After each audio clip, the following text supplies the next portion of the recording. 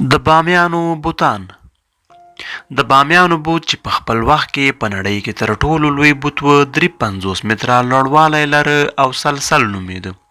ورسره وړوکی بوت چې د شمشال په نوم یادېده 15 متره لوړوالی لره. ډېر داسې نور واړه بوتان بیا په شاوخوا کې جوړ شوي وو چې هغه هم د کوشانیانو میراث و.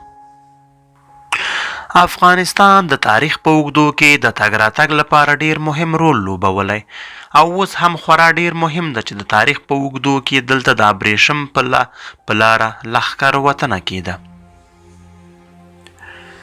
بې له دې د ډیرو فرهنګونو لپاره لکه د آریانو، یونانیانو، بودایانو او کوشایانو ته هم ځانګړی ځای و. دا چې د ټولو لپاره مهم و نو هر چا غوښتل چې دلته ځان ورسوي. بودایان هم د همدې له جملې څخه په 3مه پېړۍ کې افغانستان ته داخل شول. روایتونه وایي چې دوی یو داسې هنري ښوونځی د ګندهار په نوم جوړه کړه چې د اوسني جلال آباد په خواوشا کې موقعیت درلود.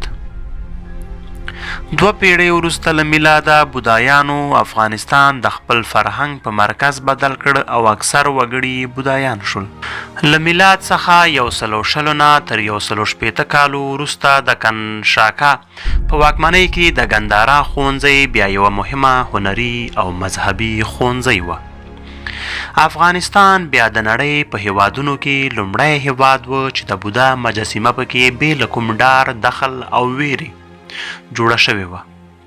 بودایانو بیا خپل بودا ځان ته 4 ډوله تعریف کوه چې عبارت دي له مینې او محبت یا مکاتا، رحم او مهرباني یا کارونا، خیر غوښتنه یا مادیتا، شکیبایی یا ابیکا وه.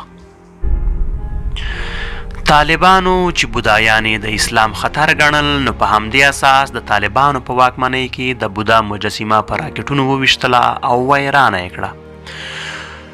خو له بل پلوه بیا طالبانو په دې باور هم و چې سلطان محمود غزنوي هم بت ماتونکی و او د هغه لاره یې عملي کوله چې دا خبره بیا تر اوسه پورې کومه رسمي پاڼې نه ده تایید کړې.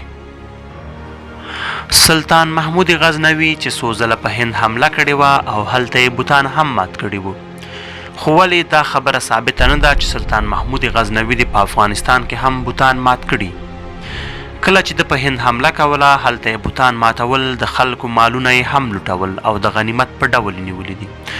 خو جالبه دا ده چې ولې د بامیانو بوتان نه و مات، ځکه سلطان محمود غزنوي خو بوت شکن هم و.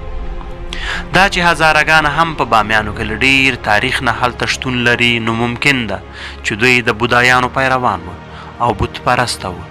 خو ولې دا خبره په ډېرو ځایو کې روایت نه ده راوستل شوی او ډېر خلک یې نه مني. خو بیا ډېر خلک بیرته په دې باور هم دي چې بودایانو عبادت دوی کړی او دوی د بودا له نسل څخه دي.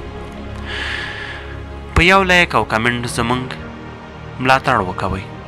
هیله ده لاراوی یوټیوب چینل در سره سبسکرایب کړئ تر څو ستاسو کورنۍ، ملګري او دوستان هم له معلوماتو برخمن شي.